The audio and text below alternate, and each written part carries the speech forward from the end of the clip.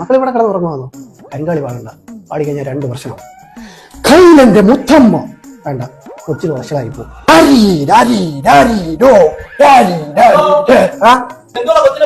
കൊച്ചിനെ ഉറക്കണ്ട.